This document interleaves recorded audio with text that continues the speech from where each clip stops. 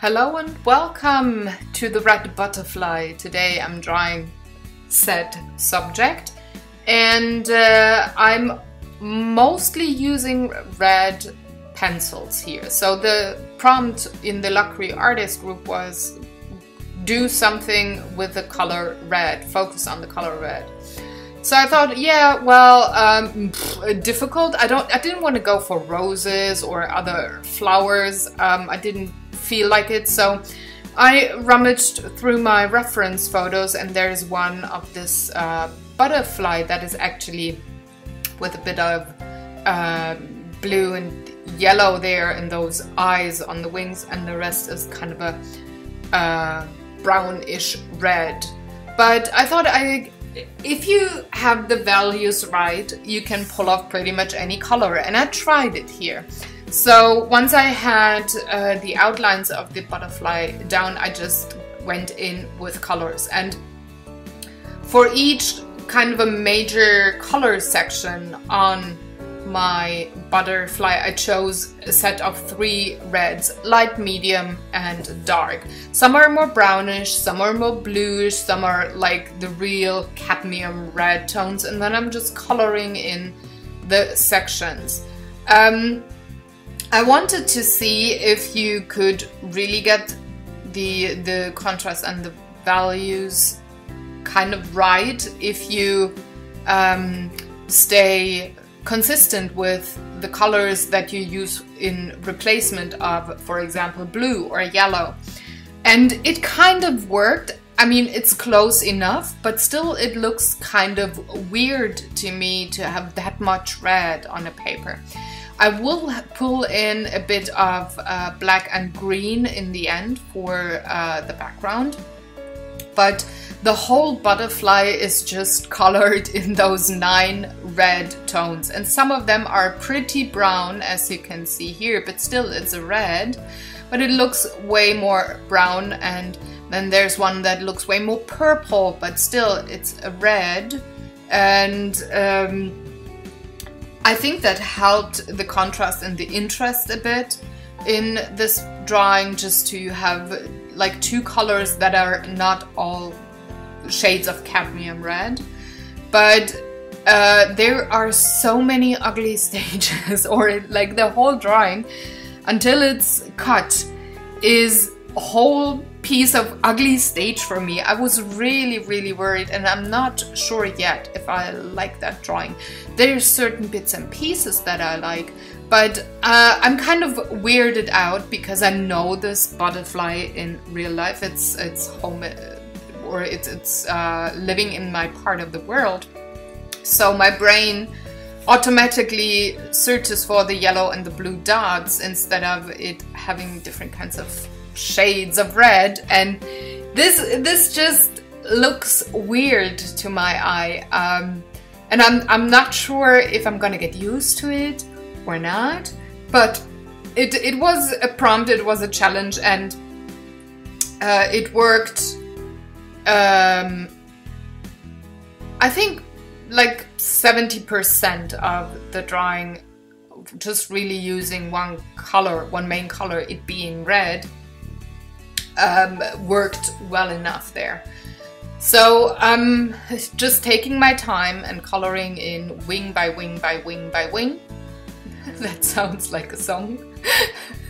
And then once I have enough pigment down, I go over the whole thing with paint thinner just to smoothen things out, getting rid of those tiny white dots on the page and having it look really vibrant and smooth. Now the paper that I'm using is made for charcoal, pastel chalks, colored pencil, graphite, stuff like that. So it's very smooth. It has a lot of fiber though, and it's not really, there's not a lot of sizing in there. So in the beginning I was kind of worried if it would hold the amount of paint thinner that I put on top, but then again I thought people who make this paper must know that artists use paint thinner or some kind of a medium to blend out things. So I thought, well, they're probably aware of that, and made the paper so that it could hold paint thinner, and it does to a certain amount.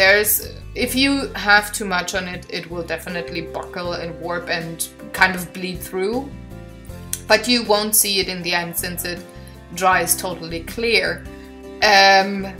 But I was kind of worried in the beginning there. So for the flower, I chose only pinkish reds for the first layer and this very almost purpley red for the shading sections. And then I'm defining more of what is a very blurry part in the reference photo. So I'm staying pretty squiggly and well, loose, I'd say, with the flower there. And I'm going around the whole thing with green shades and a bit of lemon yellow just to have a bit of a highlight there, and having these red squiggles as an indication of flowers in the background. Again, they're very blurry, so I'm not putting detail to that at all. So thinning the pigment there again, the flower looked like so flat to me.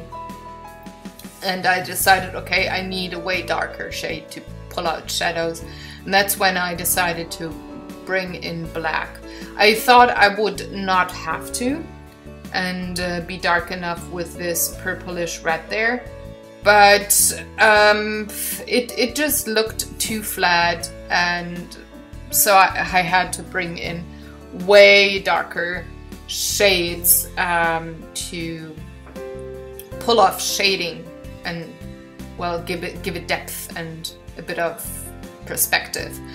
So before I add the dark, I go in with a lot of pressure, almost burning the page with a warm red, just to well, avoid from having black everywhere. If you burnish your page with that much pressure on the pencil, it won't hold anymore.